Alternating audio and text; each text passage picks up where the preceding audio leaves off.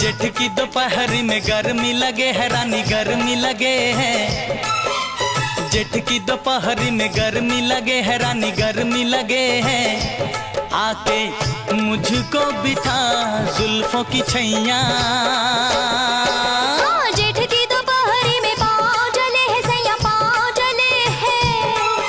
अरे जेठ की दोपहरी में गर्मी लगे है रानी गर्मी लगे है।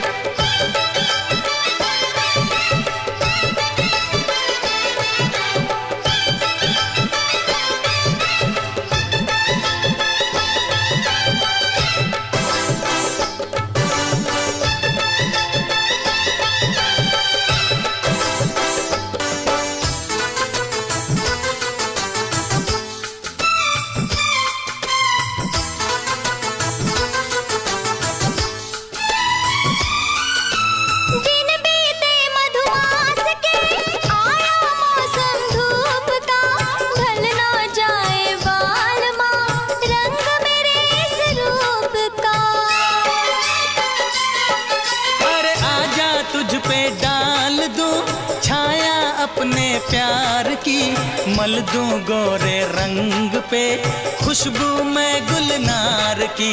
यहाँ डगरी में पाँव जले है सैया पाँव जले है।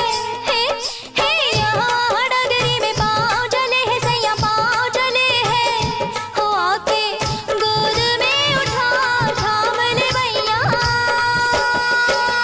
जेठ की दोपहरी में गर्मी लगे है रानी गर्मी लगे है। अरे जेठ की दोपहरी में पाँव जले है सैया पाँव जले है।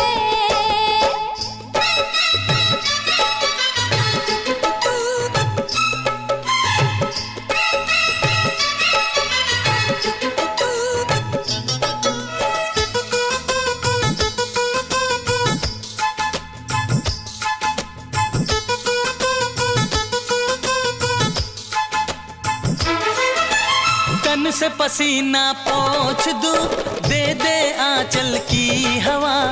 आएगी कब क्या पता अपने संगम की घटा। क्यों इतना बेताब है क्यों इतना बेचैन है। साजन अपनी प्रीत की आने वाली रैन है।